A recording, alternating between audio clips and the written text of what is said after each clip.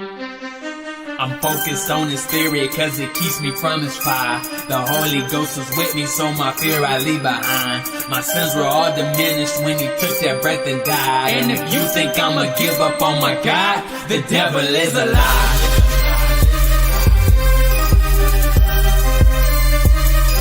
The devil is a lie.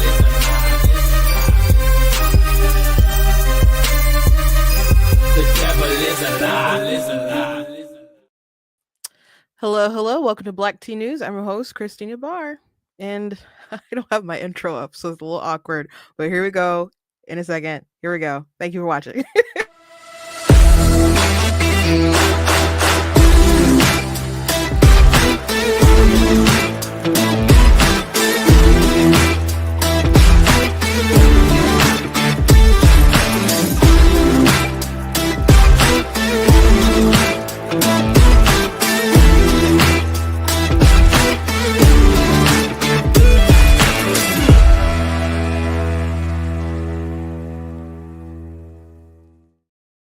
Hello. Welcome to Black Tea News. I'm your host, Christina Barr, and today we'll be talking about the continuing mismanagement and of what's going on with LA and their fires. And Gavin Newsom is on the job, he's saying, oh, the local will figure it out, and people are mad because Donald Trump is attacking Gavin Newsom. And look, I can understand people wanting just solidarity right now, but there has been a buildup of incompetence, and we went through some of that stuff yesterday. And a lot of people would like to be like, this is climate change, this is just what happens, and oh my gosh, Donald Trump is about to come into power and he doesn't even care about all this climate change stuff. And that's what some reactions are like right now. But the reality is, even if that's so and climate change is a big issue, you're not going to solve the forest fire problems by convincing people to eat bugs and getting rid of your gas stoves. Like, you need to do other things to cope with the fact that we live in a world where the climate changes. That's the only thing, right? You can do, because paying carbon credits isn't going to do anything. The carbon credits thing just kind of seems like a big scam, And a lot of these people who are so climate change obsessed still get on those private yachts. They still take those private planes across the world to pick up their hair gel and other things when they need to go to the Oscars or whatnot. So, you question how much these people believe what they believe, and it's kind of almost like a cult or religion or whatever to some of these folks. But paying your penance and carbon credits and making yourself feel good about solving the issue or doing your part, it's not going to do anything to change the fact that you need to clean up your brush and dead stuff in the forest, and you need to make sure the fire hydrants have water. And it seems like there's a lot of propaganda. There was one local station that said, oh, it's not true that they don't have water. And they cut to one of their people on the ground and they're like, you were being told they don't have water. So I got to play you that clip and other clips as well today. Besides that, ladies on The View, I guess, got on in a little tit for tat or a little argument about free speech today. So I want to play a bit of their argument. I also want to show a little bit of the snippet from this clip going around of Donald Trump and Obama at Carter's funeral. And I just have lots of thoughts about the fact that they're communicating, and Obama is even laughing at some of the things Trump is saying. Who knows what he's saying? Who knows if he's politely laughing? I just know if I thought someone was Orange Hitler, I just wouldn't be friendly with them. But I probably wouldn't even be cordial. If I had to be cordial, because sometimes you have to deal with, terrible leaders, and he's about to be the president. I wouldn't be like laughing at, what they said or whatever. So I just, it just couldn't be me, So they probably just didn't believe all the things that they were saying. It's just theatrics. But we'll get to that when we get to that. But before we dump into everything, I want to encourage you guys, go to blacktnews.com, check out content on the website, articles, videos, etc. If you like what I do here, please consider leaving a donation to blacktnews.com because it does cost to stream and run my site, all the good stuff. So you guys can't support. I very much do appreciate it. Appreciate you guys. You guys can also check out different merch that's available. Like I got my black tea mug behind me there and some of my books behind me. Got, of course, God is blatantly against abortion behind me. The other day I got into a conversation about Equal Rights Institute did a very good video, and here's a close-up of the book. You guys can check that out on Amazon. They did a video about is consent to sex, consent to pregnancy. And so I was going back and forth with some people in the comments, and after I was engaging with one particular person, they're like, okay, I have kids myself, I don't believe abortion, you should do abortion after viability. And if you follow my content for a while, I definitely don't understand the viability distinction. I'm like, okay, why only up to viability? Because that's just nonsensical to me. And then they said because the baby can't live without the mother until that point, which I still don't understand really that distinction. How does it? I understand how that makes the baby less worthy of life or gives her more rights to kill the baby. So because you can't survive as a newborn without someone taking care of you too, and so on. So I asked the question. I think this is what pro-life people need to ask when someone brings up viability. Okay, so is it the dependency of the baby that disqualifies them from the right to life, or is it the fact that the baby is dependent on the mother that grants her the right to kill? And didn't she just kind of stop talking to me after that? But I'm like, that's the question, because if it's the dependency, there's no reason why that logic shouldn't extend outside of the womb, right? To other people who are dependent, the elderly, if you're very sick, if your children, they depend upon you. So do they have, a less right to live, or specifically not less right to live, but a right to not a right to be killed, a right to not be protected from violence? Or is it that if someone is dependent upon you, you have a special power over that person where you can actively kill them? So if you're taking care of an elderly person or a sick person or your children, or maybe you're stranded on an island and you have an infant with you or something for some reason because you're only two survivors, and can you take a coconut and just bash it over the infant's head until they're like, when do you lose your rights and when do you gain those rights? So most people will just kind of try to go to, no, it's because the mother specifically is the only one who can take care of that baby. But you can make scenarios like the island situation where that would be the only person who could take care of the baby. So do they lose their right to life? Do they gain a right to kill? And if they try to say, no, it's because they're attached, then I guess you'd have to go, I guess you could go with the route of twins, conjoined twins, which Equal Rights Institute does bring up often. But you could go to the violinist scenario. The violinist scenarios, you've been kidnapped, you wake up, the Society of Music Lovers has attached you to the world's best violinist, and you're the only one with a special blood type or something who can sustain them, and you have to be hooked up to them for 9 months or whatever. And this wasn't something that the person did, who needs you, and this isn't something that you did, but the music society lovers did it, and now you're in the care of the hospital. Like, do you have a right to remove the connection and let them die? Which the person who came up with that scenario claimed that you would have the right to do that. I would argue that in reality, people wouldn't actually let you disconnect. That's not how our society functions. Not really. I don't think people will be like, yeah, you can disconnect.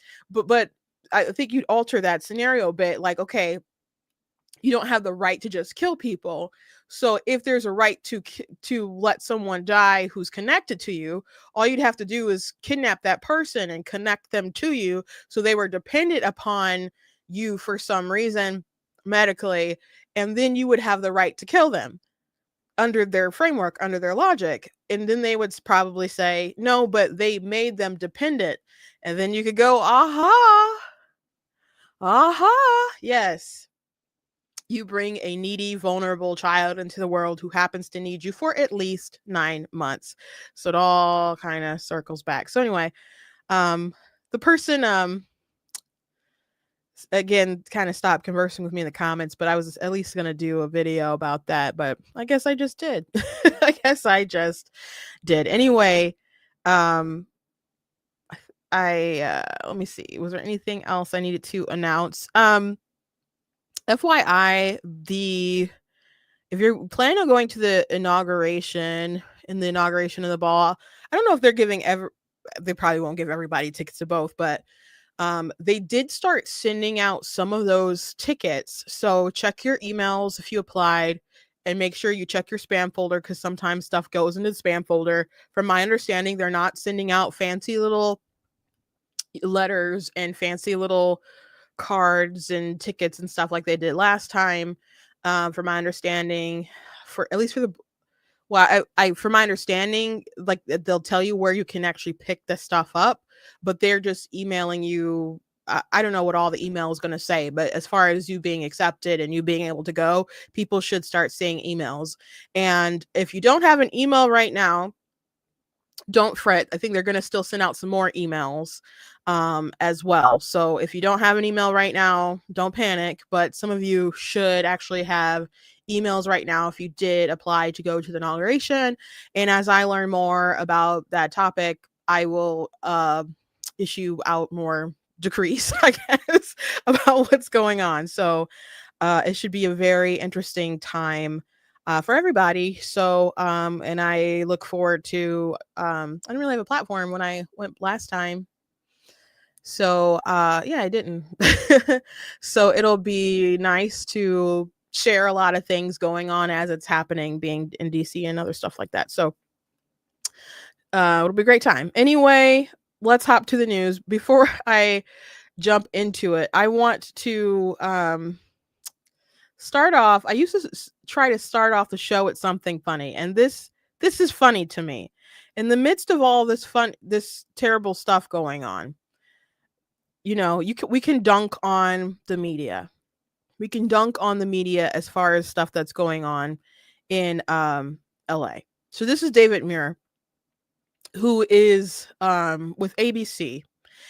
He's a very famous journalist on a big network. So he's probably familiar to you guys. He's probably especially familiar to you because he was the journalist during the debate with Kamala and Trump, who fact checked him about the FBI statistics and the violent crime.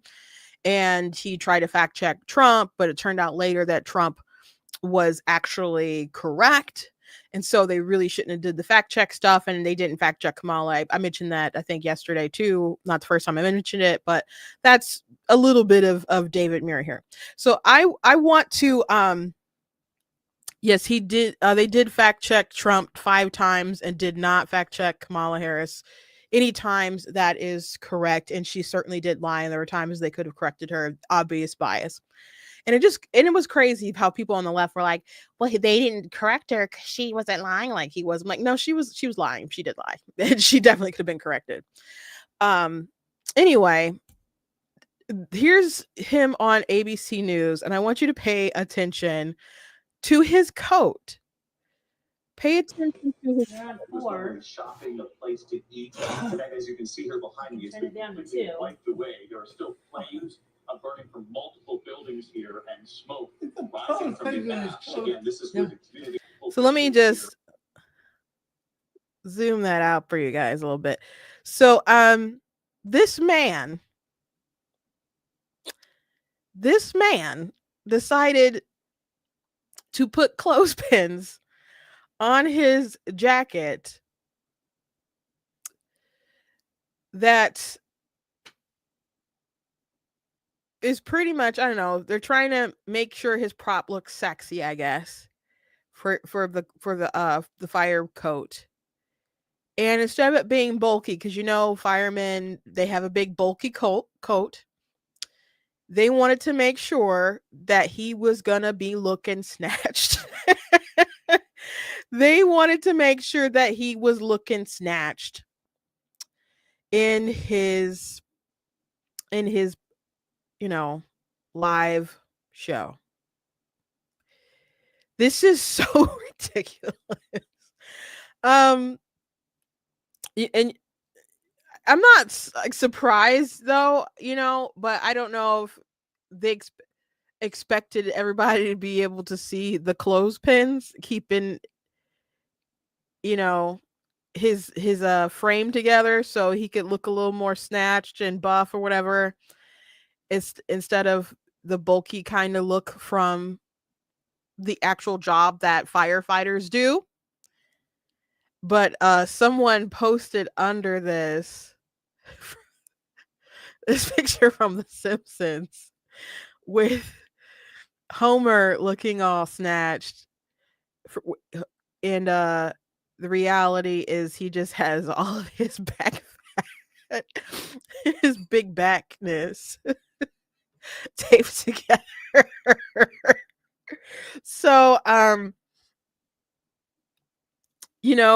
know a lot of the news is fake. I'm not saying the information that they're putting out in this scenario is necessarily fake, but so many things are staged for performance and stuff. And I don't know, people have died.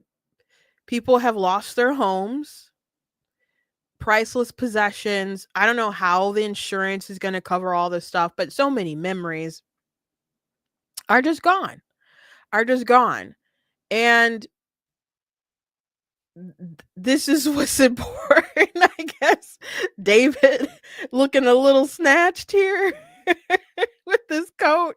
So anyway, that's that's funny to me. So it made me laugh. It made me laugh. Then something else that made me laugh, because I guess I just will forever not like this person. Kamala Harris was looking a little sad during Carter's funeral. And I don't think because of Carter, but she's just not in the presidential row. But I thought this clip of Obama and Trump was interesting. Just laughing it up together. There's Bush. And they cut to another clip. Just, oh, Kamala. Sad, solemn music. Oh, Kamala. You don't get to sit with the cool kids. But I don't know who the heck knows what Biden and sorry, not Biden, but Obama and Trump are conversing about here. But if it was me and I legitimately thought he was Orange Hitler, I just wouldn't be buddy here. I wouldn't be laughing. Some people are like, he's gonna be playing golf with him very soon. Like like that's how it all ends. Golfing buddies. I don't know about that. Obama's quite younger than him, but so I don't know if by the end of things they'll be golfing together. But it's the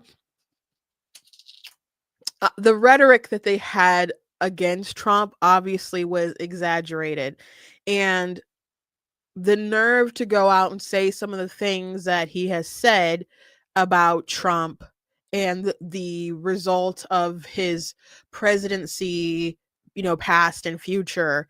If it was me and I've said those things and they're on camera, and the other Democrats said things and they were on camera, and that was supposed to be the collective belief of the party that they were pushing about how this is going to be in the democracy, all this other kind of stuff, the things that he said, the things that Michelle said. I don't care what he would be saying. I would not be sitting there kind of tee-hee-hee-ing And from my understanding, I've never had a conversation with Trump. I've never got the chance to actually meet him face to face and talk to him personally. I know plenty of people who have. My sister, who works for she works for the campaign now. She's working for the inaugural committee. She said he's really funny. Everybody says he's really, really funny. So maybe he couldn't hold it in, but they're chatting. They're chatting. And and he's going to be the president, so maybe you just got to be cordial to keep the line of communication open, because at the end of the day, he holds the power of the pen, and he can sign executive orders, and he can sign bills, and he has an agenda. Things are getting done. And if you're nice to Trump, the reality is that you can elbow your way in to get certain things done and passed, and it's just kind of how he is. So you can catch more, with honey than vinegar, as the saying goes. With Trump, that's true. That's true. So it could be strategic. Just we got to fake the funk because it is what it is. But I just, I guess I just couldn't do that if that's what I believed. But I guess there could be another thing going on. Maybe he does actually think he's Orange Hitler and just got to be cordial. But at the same time, while he's smiling and whatnot, maybe they're putting things in place with the Biden administration to try to undercut Trump and stuff. I mean, they're doing things to undercut the country and doing banning, drilling and other stuff like that. Selling off border walls. So they're doing some things to sabotage right now, I would say. But when, Trump was doing well, or would kind of look neck and neck and I know people were pretty sure that Hillary was going to win or whatever. But during that campaign season, you had the Obama administration that was looking into Donald Trump. They were investigating him. And then in the midst of the transition, Biden was like, hey, can we use the Logan Act? Can we, the FBI came in, was set up Michael Flynn to get him. And they did different things to try to undermine, Trump coming in.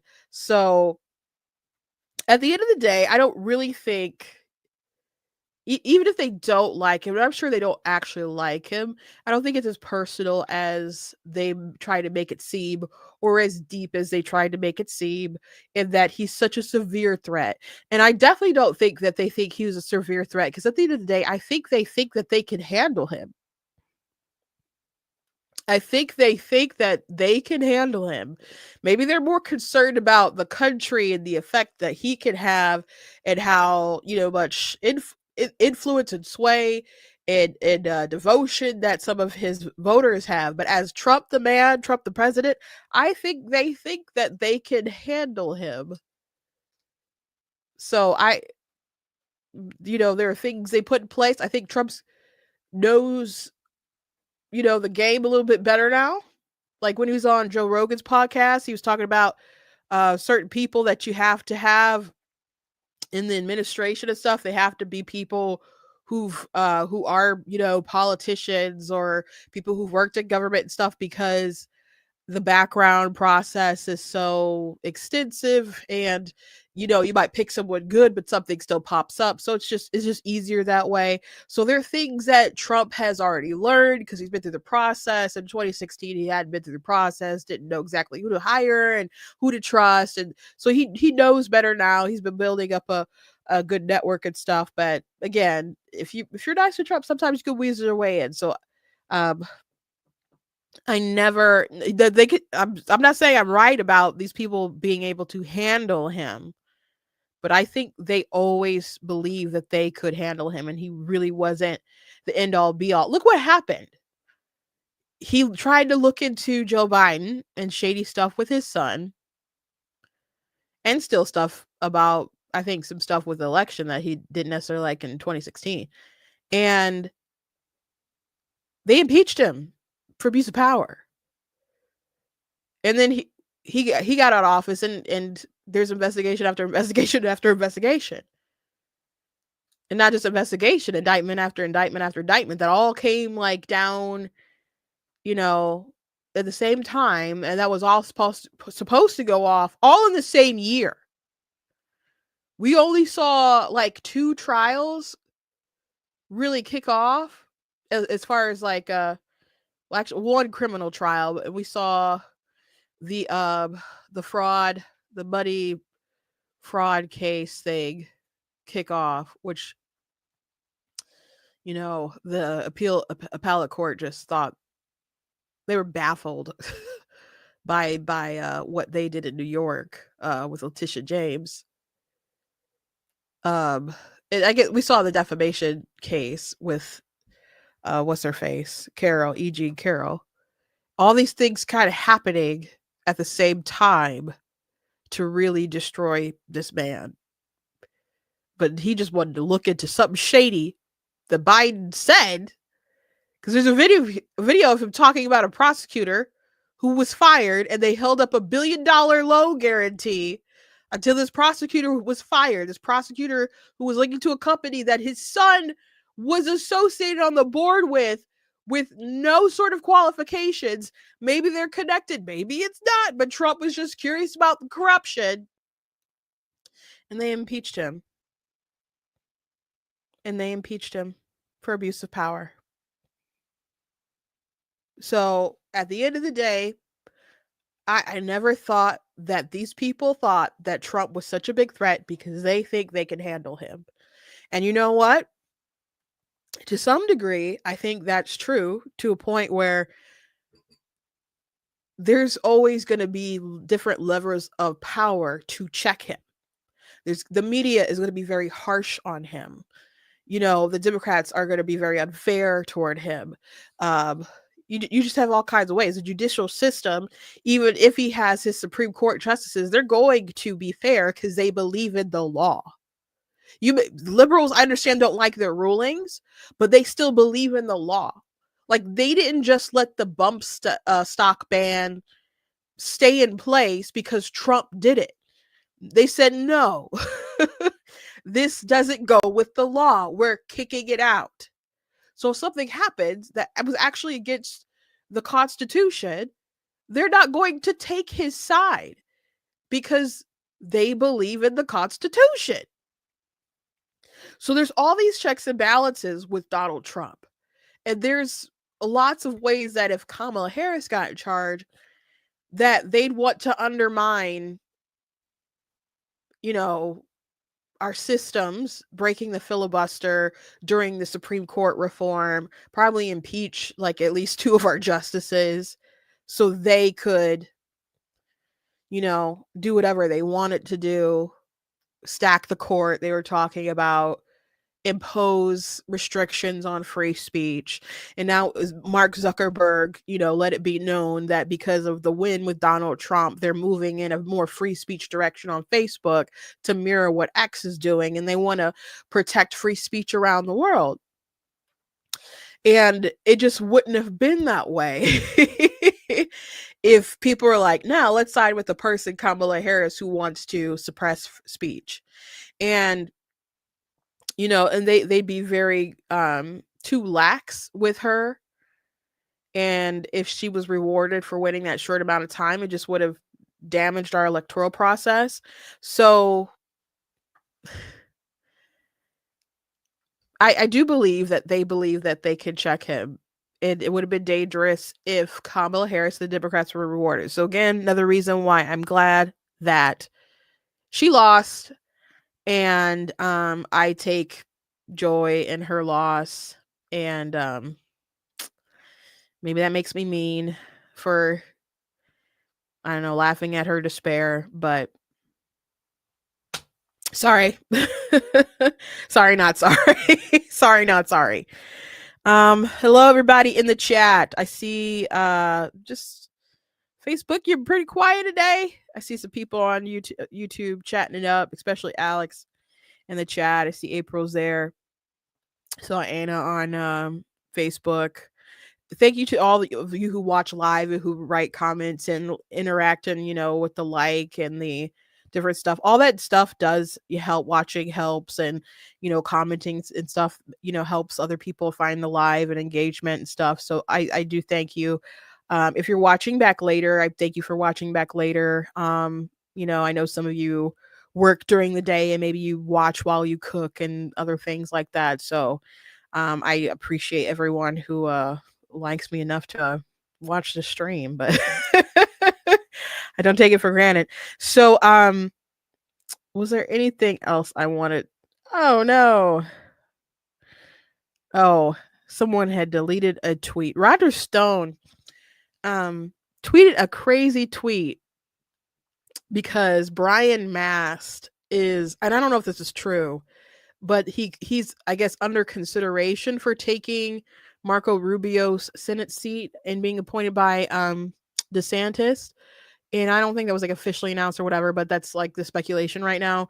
And Roger Stone wrote a crazy tweet about just shooting him. And because I was going through my like tweets that I had retweeted it, and I had said I thought Jesus Christ saved you, and a little like eyebrow raise, but it was crazy. So he at least deleted it, but other people I know had screenshot it. But yeah, he was talking about shooting Brian Mast, and it's really too bad because Roger Stone, he went to Greg Locke's church and gave a testimony about, Trump got him out of jail or commuted sentence or something like that, and how he got saved, and and it's just talking about shooting Brian Mast is not a good representation of the gospel. So I don't know if he still considers himself to be a Christian, but that's just not what you do. So anyway, before we get to the fire stuff, I want to play this clip of The View, them arguing a little bit. I had just saw this on TikTok, so people are, I guess, reposting it now on X, but they got a little feisty today. Every person at this table gets hate speech directed at them every day. No one is. All right, I guess no one gets to finish a sentence here anymore. Okay. No, I think the point Alyssa is making here is she is a free Well, speech. don't speak for her. She speaks very well for herself. No, but and I'm not doing We that. all act like we're for free speech when it's the things we like. When somebody wants to defend the free speech of people we disagree with, that is not true. It is true. I don't want you calling me. I don't want people to comedy call. needs to be able folks. to push limits. Listen, comedy does push limits, but be smarter in your comedy. You don't need to offend me to be funny. I don't need to offend you to be funny. And so there are tends to be offensive and well, push no, boundaries, not question that's governments. actually not necessarily true. The best comedy doesn't always tend to.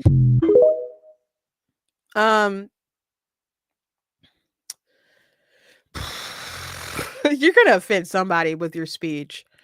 You're gonna first of all, okay, when there's lots of things to comment about this clip of this argument. I don't even know exactly what spawned it off, but no, it is not true that they're all for free speech. They're not. After the election, right after the election, this blonde, I can't think of her name, who's standing up for Alyssa. She was talking about the need of censorship on social media, particularly like X and stuff, because these people believed that misinformation like contributed to Kamala Harris losing. Now, Kamala Harris and her team was misinformation all day long. They were the ones who were the champions of just lies. Word vomit, lie after lie after lie after lie. So they were very concerned about the flow of information going on. So I don't know how much. I mean, Alyssa will say something on X and then just make sure that you can't comment under it. So I not turn off notifications, like you can't comment. So I don't maybe in her mind, she has it in principle. I mean, just because you're for free speech doesn't mean that you have to be like berated. You have to allow yourself to be put out there to be berated by folks. But she'll say something crazy that warrants criticism and then be like, nope, you can't comment. And I'm like, like, come on. Valid criticism can't even do that unless we retweet you. So I don't think this panel is the best representation of free speech, especially not Joy and Whoopi and Sun. In no way, no how. No way, Jose. But the thing that Whoopi says is what really threw me for a loop. Because Whoopi, I'm not familiar with like really her history of stand-up or anything like that. I'm not. But the thing that immediately popped in my mind, didn't you date Ted Danson? You're with him. And he did that whole blackface routine and stuff. And if you're not familiar with it, let me see if I can find it just real quick. But I'm like, that was your man. That was your man.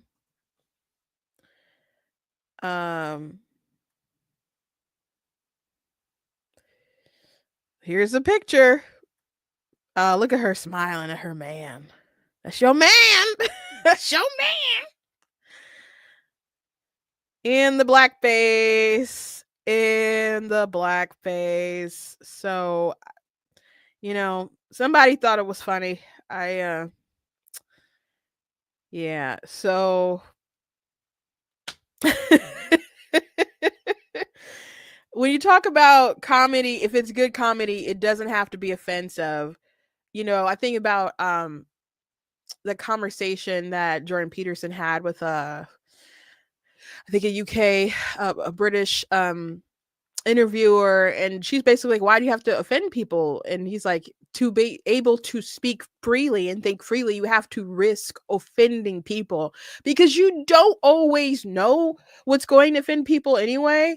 And like, there's this really good joke, and from, I can't think of the comedian's name, but it was about atheists and how how they believe in nothing. Like, they'll say like, oh, God doesn't exist. God doesn't exist. He's like, well, do you know what really doesn't exist? Nothing. Like, you think nothing created the universe. And he's like, okay, well, let's say my nothing, the way he just starts describing the nothing creating the universe, he's like, that sounds like a pretty magical nothing, guys. And then you talk about heaven, and you're like, you think that everything just kind of becomes nothing. He's like, oh, so you go back and you're formed with your creator. And so I'm not explaining the joke great, but it was a very viral joke. And I thought it was hilarious. And a lot of atheists, some of them thought it was hilarious. And some of them, couldn't take a joke. And I'm not saying they were crying mad or whatever, but they wanted to bust out the old I don't know, science book or whatever, and really try to debunk and stuff. And it was a funny joke. Okay. It's a funny joke. But there's some pretty offensive comedy that I didn't like. I just chose not to watch and chose not to engage. Russell Brand, who's made a huge turnaround. I haven't really looked at his stuff lately, but sometime last year he got baptized and all kinds of different stuff. And then he started like a book club with the Bible or reading biblical books and C.S. Lewis and all kinds of stuff. But when I was young and many years ago, when he was a younger man, he was, telling such offensive jokes about Christians and, paying people to prove that the Jonas Brothers weren't virgins and, all kinds of wild stuff where I just like, man, I don't like this guy. And I chose not to engage with his stuff. And that's a choice that you can make. There's a lot of comedy that I won't watch because it's the comedians might be funny, but once they get into their like segments where they want to talk about a lot of really nasty, raunchy joke, I don't want to hear that. I don't want to hear all the swearing and stuff either, but especially when they get to the raunchy stuff, I'm like, this isn't funny to me. It's not funny to me. It's I find it kind of morally offensive, but other people are cracking up, I don't think you need to make those jokes, but those jokes are appealing to somebody, they're appealing to somebody. So it's, I don't know. I think Whoopi has her nerve. Like, a lot of stuff she says, she goes on her show and she offends people every day. Like, you think you can make good comedy without offending people? You can't even do your job without offending people. And you guys don't care that you offend people. You know, you tell off folks you don't like all the time. They'll get up. I wonder if Meghan McCain said anything about this little back and forth, because Meghan couldn't even barely get any guests that she wanted on the show. And they treated Meghan, you know, pretty harshly, and like she was the oddball out, and she was. But you know, they didn't care about her feelings sometimes or whatever. They wanted to be offensive because they didn't like her opinions, her side of the aisle, maybe people she would vote for, people that she supported, people that she liked. So how are you going to talk about comedy that you don't have to be offensive, but you don't care about offending people all the time? You know, when she offended a lot of people for her comments about Jews, she like doubled down on it. Like, I don't think she meant to offend people so much, but then she like went on TV, like a late night show, and kind of doubled down on it and stuff. So, you know, she says offensive stuff all the time.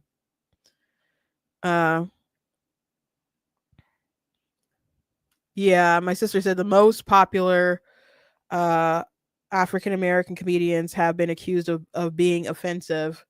Absolutely true. Absolutely true. You know, I mean, Dave Chappelle, for one, he says offensive things, but, you know, it's funny. You know, it's funny. It just is. And people could say offensive jokes that are just still even funny to the people who they offend. Like, a good joke is a good joke. But if you don't like the taste of it, you can just move on from there. But anyway, let's talk about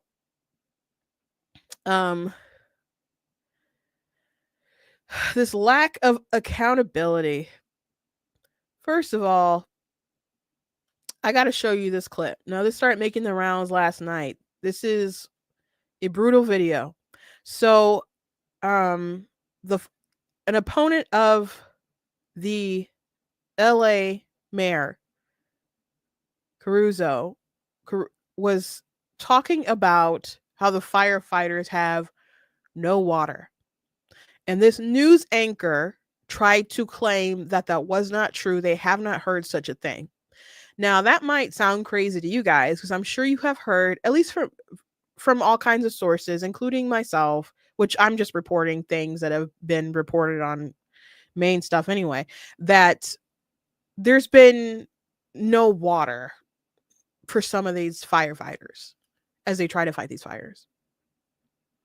And this news anchor was trying to say they have not heard of that. So just watch what happens. Former LA mayoral candidate and real estate developer Rick Caruso criticizing the city's response to the windstorm and fires. He says officials should have been more prepared. The real issue to me is twofold. We've had decades to go remove the brush in these hills that spreads so quickly. And the second is, you got to have water. And my understanding is the reservoir was not refilled in time and in a timely manner to keep the hydrants going. So that's a failure, whether on DWP's part or another city agency. But this is basic stuff. This isn't high science here. And it's all about leadership and management that we're seeing a failure of. And all of these residents are paying the ultimate price for that. Despite what you have heard from Caruso, no firefighters have told us that they are running out of water. Wait for it. And let's go out to Wait Gigi for it. Graciette. She is live in Pacific Palisades. I know your signal's not the best, but Gigi, what can you tell us? Yeah, Gigi. Well, firefighters have told me they have no water on this block, and you may be able to make out the ember storm that we're in the middle of right now. This house going to be a total loss. They have no water to put on this fire. They are standing by because they're trying to save the home that is next to it. So, how do you make a mistake like that? How do you make a mistake like that? Because I think by the time this probably aired, like a lot of people knew that there are reports from folks that folks are running out of water to fight these fires. And then to get owned by your own news station, your own news reporter on the ground, what was the purpose of that? Just to try to debunk the person who was the rival for your Democrat mayor? Was that the point of that? Just to run cover for them? Perhaps. Perhaps.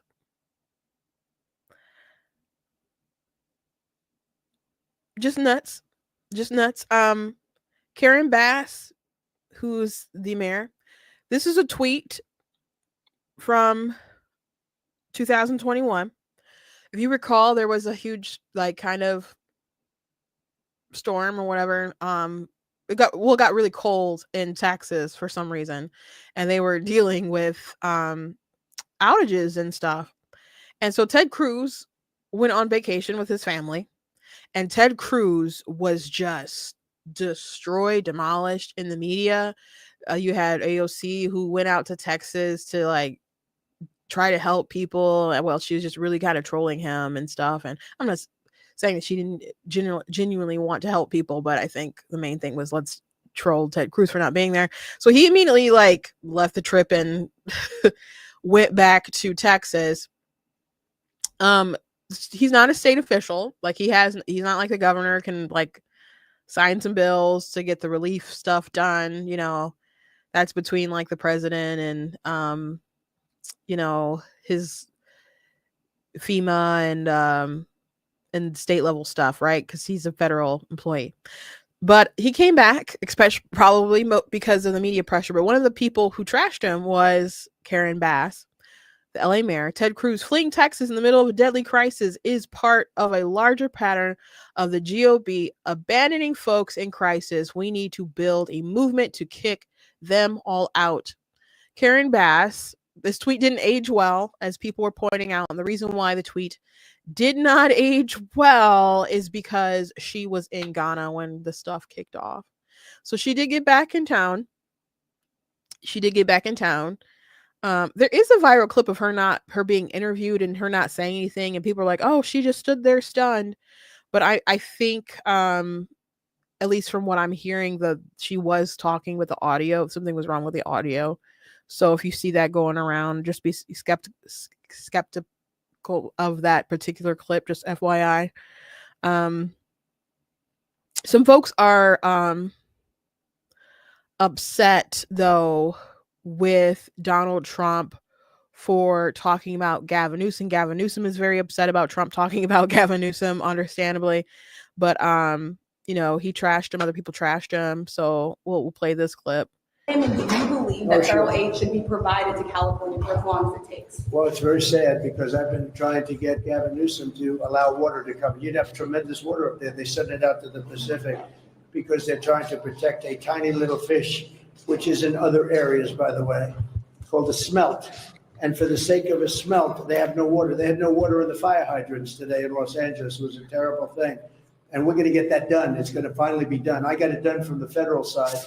And he didn't want to sign it, but it's not going to happen again like that. There's no reason. Can you imagine? You have farmers that don't have any water in California. They have plenty of water. They don't have a drought. They send it out to the Pacific, and it's crazy. So what's happening in California is a true tragedy. I know those areas very well. I have many friends living in those houses. That is a true tragedy. Nobody ever thought. I mean, virtually Beverly Hills and areas around Beverly Hills are being decimated. The biggest homes, some of the most valuable homes in the world are just destroyed. I don't even know, you know, you talk about a tax base. If those people leave, you're going to lose half your tax base of California. This is a true tragedy, and it's a mistake of the governor, and you could say the administration. They don't have any water. They didn't have water in the fire hydrants. They don't have water. And yet they have, the water comes from, you know where? Up north. And it comes down at levels, they give millions and millions of barrels of gallons of water that they have, and they send it out into the Pacific. For the Pacific, it's like a drop, it's nothing. but for California, it would take care of the whole state.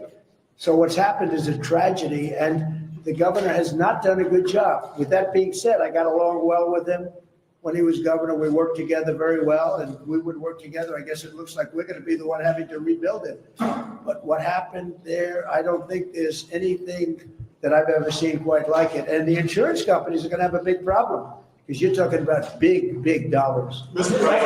He is correct. I'm seeing all kinds of kind of reports about insurance and how something about State Farm, I think, had to cancel a lot of people's insurance because they wanted to hike up the premiums because they said that they needed to or something, and the government wouldn't let them, so they had to like cancel a lot of plans. So I don't know how many people are going to be left out of having insurance besides like the state helped to pay for this stuff, but those are a lot of expensive homes and stuff. So I don't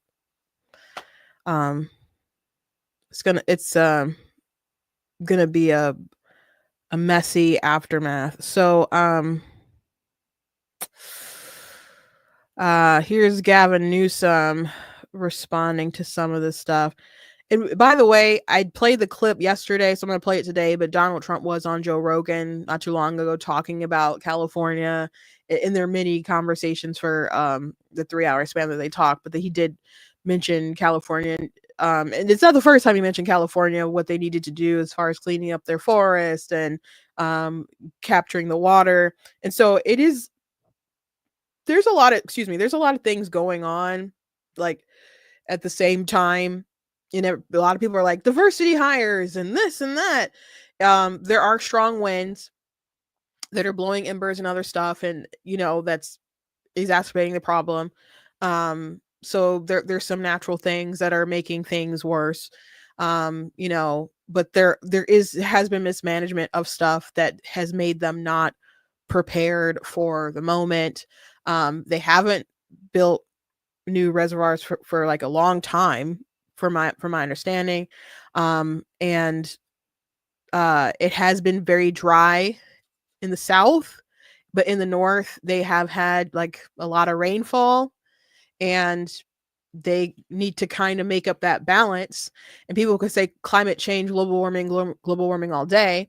But a warmer world is supposed to also be a wetter world. And again, there was a lot of rain that they could have, and water from the north that they should have captured in some kind of way. And at least cleaning up the brush and other stuff was something that they could have done, was just kind of mismanagement here.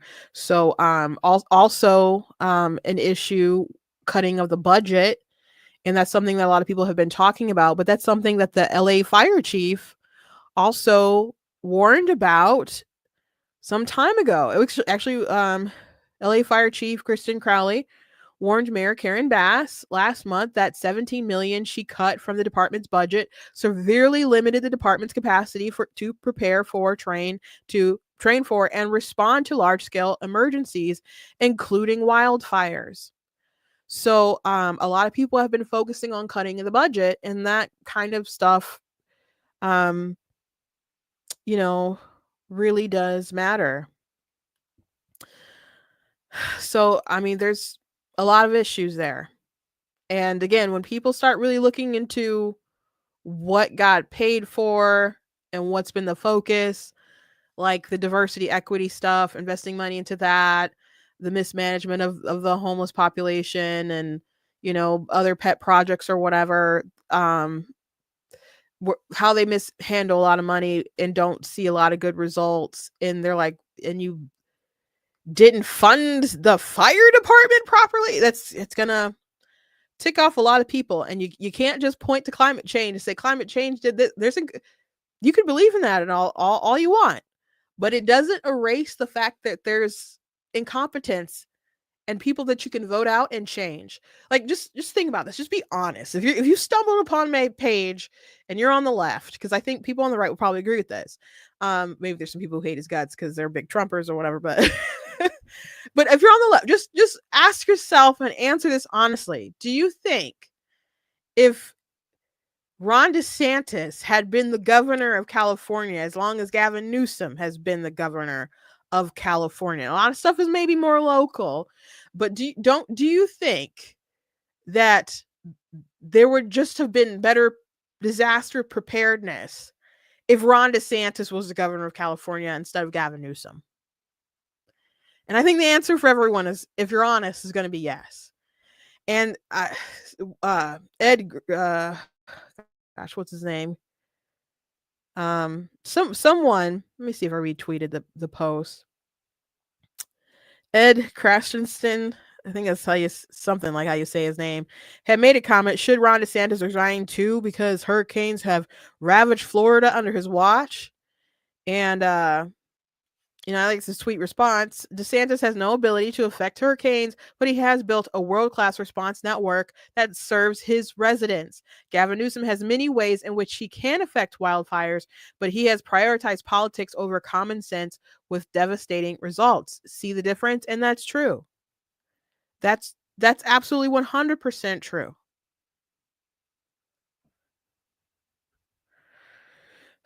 Someone said there's a video popping up of people setting fires. From my understanding, they weren't sure of the source yet, so I don't know how I haven't seen that video. I haven't seen if they've got the source to someone man-made or what, but when I know, I'll let you guys know. But let me play this Gavin Newsom snippet. Phase. We're in the public safety phase. I hate to even ask this question, but the president-elect chose to attack you, blame you for this. One can't even respond to it. I mean, it's people are literally fleeing. People have lost their lives. Kids lost their schools. Families completely torn asunder. Churches burned down. This guy wanted to politicize it. I have a lot of thoughts and I know what I want to say. I won't. I stood next to a president of the United States of America today, and I was proud to be with Joe Biden. And he had the backs of every single person in this community. He didn't play politics, didn't try to divide any of us. People did point out when Joe Biden, it was the low audio, so I didn't bother playing it, but when Joe Biden was with Newsom, people were like, he announced that, he was a great-great-grandfather, which he's so old. I'm kind of surprised that it took so long to be a great-great-grandfather. But, actually, I don't know if he has any other, maybe he doesn't have any other great-great-grandkids, but, it's hard to keep track because they don't, accurately place the the stockings on the fireplace anymore. So it wasn't like the best time to announce that, but congratulations, I guess. There's people lost communities, people lost churches, all that stuff is true, and it doesn't deflect from the point that it's somebody's fault, like, and if again, let's play, if this was DeSantis game, if this was the reason why people don't people go after DeSantis, the reason why it's not successful is because DeSantis is not only good at his job, he's excellent at his job. So that's why people were kind of like rolling their eyes at Kamala Harris, who had no place in dealing with the disasters, and she tried to insert herself, and DeSantis worked well with Biden and stuff, and they were just trying to serve the people. But DeSantis, he's built up a network that serves the people when there's a disaster, and like folks have said, like, they've been in Florida a very long time, and the turnaround from people getting power and gas and all that stuff back on after a massive hurricane is just night and day. DeSantis is just a beast, okay, as far as governance goes. But people have tried to attack him. People during COVID, they're like, okay, we're elderly, very vulnerable. Let's make sure that we get elderly the COVID shots, okay? And then there's reports about Ron DeSantis make sure to get the shots, the vaccines out to people who are his voting base. Just crazy stuff. So I don't want to hear it as if their side doesn't try to politicize when they can find an opening to destroy someone. I'm very sorry that you're an easy target, because the fact that you're an easy target means that you've done a terrible job for the people of California. Now, I'm not saying that it's necessarily the right time for Trump and everybody to attack him when there's so, because Trump he made all these criticisms, like, but I've gotten along with Newsom and all this stuff, I'm sure they'll still work together and stuff, but you want to keep a good relationship, especially for these kinds of situations. But he's not the president right now. Joe Biden is president. He's a president-elect. So the person he's working with right now is Joe Biden, and Trump will have to come in and help him rebuild stuff because he's taking office very soon. But he's not the president right now. He's working for the incoming stuff. He's working, for his staffing, getting all that stuff together and agenda set forward, and the bills that they're immediately going to push in, and preparing for that big day, the inauguration. It's a big task I would say, to try to make sure that it's safe, considering the threats to his life as of late. So I hope, some people were saying that they didn't want him to have an inauguration in front of everybody. You should just do it in the White House or somewhere very private, or Mar-a-Lago and stuff. And I didn't think Trump would entertain that seriously. He understands the power of symbolism, and to cower somewhere and do a private inauguration, that's just not going to be his thing. Like when they shot at him, he stood right back up and said, "Fight, fight, fight." And that is that's the look that he wants to give off. I mean, when they burned down that church in DC and they tried to say that he gassed protesters so he could do a photo op, that's not actually what happened. That was a story for like a year, but that's not actually true. They did gas protesters to clear out that area, but that was like pre-planned before he even planned to go there, because they needed to put up some fencing because people, were doing kind of crazy wild stuff. So they needed to clear that area out. But he went over to that church they tried to burn down and held up a Bible. Unfortunately, he held it up upside down, but he went over there and held up a Bible because he was doing a photo op, because he was trying to present some kind of good optics. Like, you crazy people are not going to win. Like, we're still going to stand strong. And that's one reason why he didn't want to wear the mask all the time during COVID. I mean, they tested him all the time and the mask didn't really work anyway, but he didn't want everyone to have this view of, of feeling hopelessness and that the world is really sick, that we're going to have a turnaround, was the view that he wanted to give to the American people. Joe Biden wanted to give the view of like, let me put on the mask, take off the mask, cough in my hand, put it back up. And you'd see the theatrics of like people putting on didn't have their mask, and then they put on their mask for photo ops. So, both sides understand the power of optics, but it's like, what are you trying to say? So Donald Trump is absolutely going to, I'd be very shocked if they like change plans and like to decide not to have a ball and all that stuff, but they're going to have an inauguration, and I'm sure they'll take security very seriously. I mean, they have Secret Service and security and stuff check your bags, and you can't really bring in a big bag or something, and anything like large stuff. And so I'm sure it'll be fine. But anyway, he's not the president right now. It's Joe Biden, and Gavin Newsom is the governor. And they have to make sure that they're prepared for stuff like this, and they haven't. And Donald Trump, as the president, tried to help, tried to make them change their ways so they would be more ready for this stuff, and they didn't, and they weren't, and they aren't.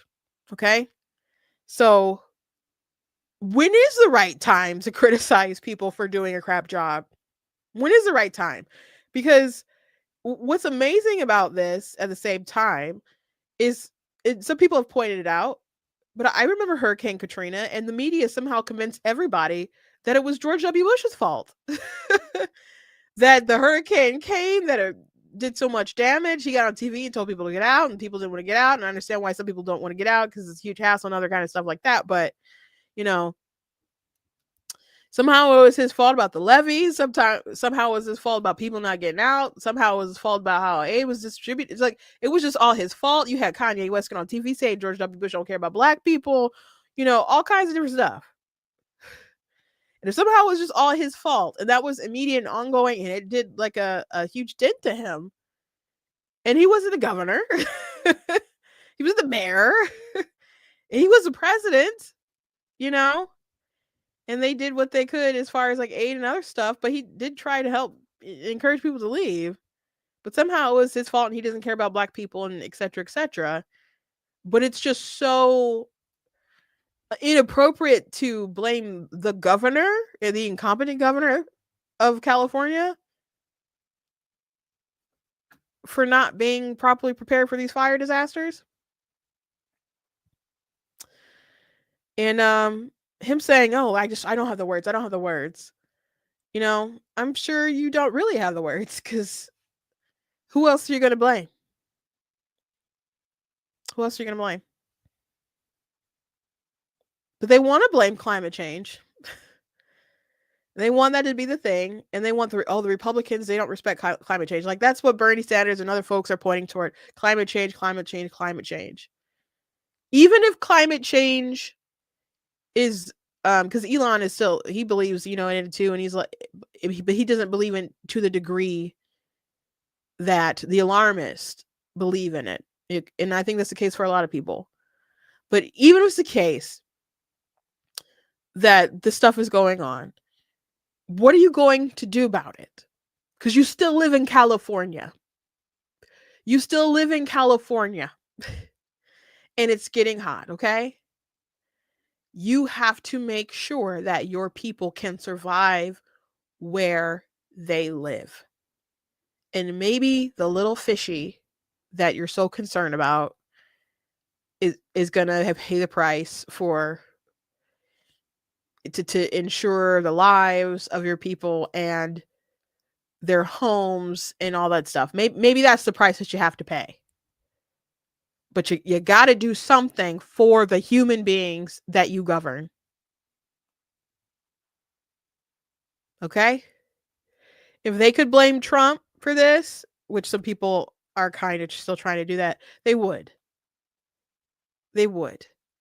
If DeSantis was in this position, which he wouldn't be in this position, they would blame him if they could. And we saw people didn't say kumbaya, COVID, blah, blah, blah. They did it at first. They tried a little bit. They did it first. But then it was Donald Trump's killing people every day. Ron DeSantis, how dare he vaccinate old people who are going to probably vote for him? This is a conspiracy. They try every day. Let's go have death walk around the beach. Grim Reaper. These folks are so political. So spare me. Now I don't think I've seen DeSantis dunk on Newsom or anything like that. And they said, if they can't help, they will, or whatever. So there's other folks who are more statesmen and, kumbaya, let's get it together, or whatever. It's not always Trump style. We know how Trump is, or whatever, But accountability has to come sometime. It has to come sometime. Anyway, thank you. Thank you for watching today. I hope you guys enjoy the show. Please go to blacktnews.com. Check out different content on the website, articles, videos, etc. If you like what I do here, please consider leaving a donation at blacktnews.com/donate, because it does cost a stream and run my website, all that good stuff. So if you guys can support, I very much do appreciate it. You guys can check out different merch that's available. Like, of course, God is blatantly against abortion. I have a second edition that's out, so go ahead and check that out. You guys can check out other stuff that I have, like I have children's chapter books and books for older readers, and very excited about some stuff that I'm working on right now. So go ahead. You guys can, there's a link in the description of watching on Facebook or YouTube that'll take you to an Amazon page, so you can look through some of my books. But if you go to blacktnews.com, there's a banner at the top of the merchandise page. It'll take you to my book website where you can learn some more about my stuff anyway. But lots of links and resources and stuff you guys can check out. Please make sure you follow me on my socials. If you're watching on YouTube, please make sure that you're subscribed and that you hit the notification bells, because I don't know why Facebook and YouTube and stuff don't want people to be able to see the content that they want to see. So, you know, hopefully YouTube will get better about it, as Facebook's trying to get better about that stuff. Because YouTube is pretty bad. Because sometimes I'll get messages from people like on different comments like, "Oh, you haven't posted in forever." I'm like, "No, I've definitely been posting things.